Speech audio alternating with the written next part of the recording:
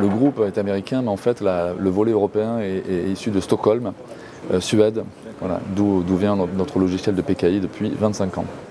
Alors tous les secteurs sont touchés par l'utilisation des certificats numériques et de la PKI, mais c'est vrai que le secteur bancaire, grosso modo les secteurs du NIS et du NIS 2 sont les plus consommateurs et les plus matures sur ce genre de solutions. Alors l'Europe sur le volet PKI représente assurément 75% de notre business. Les opérateurs de communication aujourd'hui, que ce soit des opérateurs publics, donc 4G, 5G, et sur la 5G standalone et la 5G privée également, utilisent beaucoup ce genre de solutions.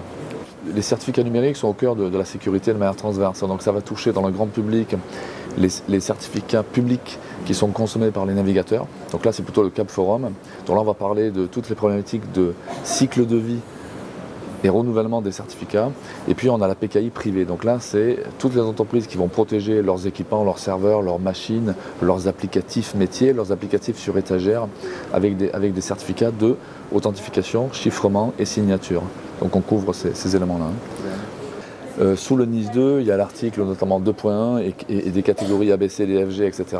Et donc il y a toute une ramification qui met en avant la cryptographie, l'utilisation de la cryptographie qui est largement recommandée, prônée, et d'avoir une approche systématique sur l'authentification par certificat de toutes les identités de ces machines, de ces logiciels. Donc là on est vraiment au cœur de cette niche. Cette approche Zero Trust qui vient également sur la sécurité OT et IIoT, eh bien c'est les mêmes principes. On sera systématique à protéger l'identité de ces objets applicatifs qui ont des durées de vie très courtes. Donc on va parler des certificats éphémères, on va parler des containers, on va parler des microservices. Donc c'est aussi l'applicatif et à terme arrive bientôt l'agentique IA, où là c'est pareil, ces agents qui vont interagir avec des applications métiers, il faudra aussi assurer leur authenticité. Notre modeste contribution dans cet écosystème, ce sera effectivement au niveau de cryptographie, ce sera assurer l'authentification et l'authenticité de ces agents qui devront prouver, faire patte blanche en quelque sorte vis-à-vis des applications métiers avec lesquelles ils vont interagir. Ouais.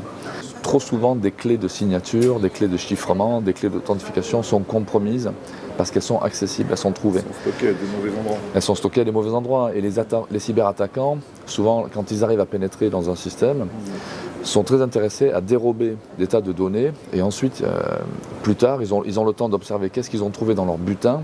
Et là, s'ils trouvent en effet des clés de chiffrement, de signature, etc., ils sont capables de faire des malwares parfaitement authentiques. Alors, je dirais qu'il y a les gains au sens mise en conformité.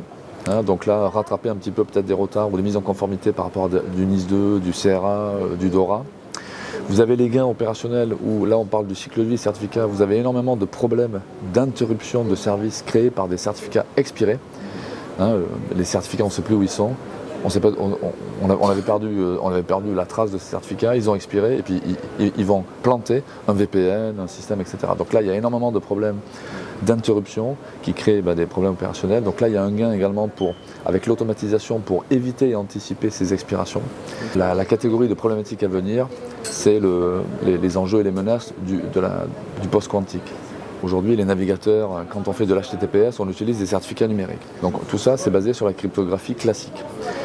Pour être résistant au post-quantique, c'est-à-dire s'il y a des attaquants qui seront munis d'ordinateurs quantiques et qui essaieront effectivement de casser et de briser les algorithmes asymétriques qui sont menacés, pour se prémunir de ça, il faut que les entreprises s'équipent et se dotent et passent à la cryptographie résistante au post-quantique. Voilà, donc nous on est éditeur de logiciels et notre PKI et notre CLM en effet permet de mettre en place des PKI qui sont résistantes au post-quantique, dont les certificats numériques sont résistantes aux attaques post-quantiques. La cryptographie est tellement, je dirais, profonde et intégrée partout que c'est quand même une petite révolution. Donc il va falloir mettre à jour les applications métiers, les applications sur étagère, les protocoles, les standards. Donc c'est une profonde révolution quand même qui se présente devant nous. Le post-quantique arrive, donc là c'est vraiment une nouvelle génération. On a vécu à peu près une trentaine d'années avec les algorithmes classiques RSA et courbe elliptique.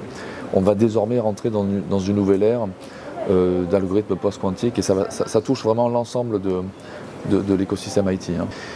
Il est effectivement prévu que les infrastructures telles qu'elles existent aujourd'hui vont continuer à tourner. Et puis, les gens doivent néanmoins se préparer à mettre en place des infrastructures, notamment concernant PKI, résistantes au post-quantique Et le moment opportun, lorsque l'écosystème du client sera prêt, à ce moment-là, il faudra basculer les usages et faire en sorte que les certificats numériques qui avant étaient classiques, désormais soient post-quantiques ou hybrides ou composites. C'est une vraie révolution et de vraies mises à jour assez profondes qui vont transformer l'ensemble de l'IT, des bibliothèques, des protocoles, des stacks logiciels. Aujourd'hui, en octobre 2025, les gens commencent à faire essentiellement des tests, des POC, des trials. Pourquoi ? Parce que l'écosystème dans sa totalité n'est pas encore prêt. Ça évolue petit à petit, mais l'écosystème n'étant pas prêt, il n'y a pas encore d'utilisation en production. Mais ça va arriver.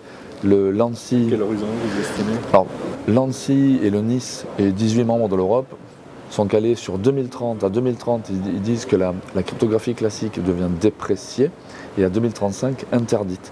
Donc grosso modo le message c'est que vous devez migrer à minima avant 2035.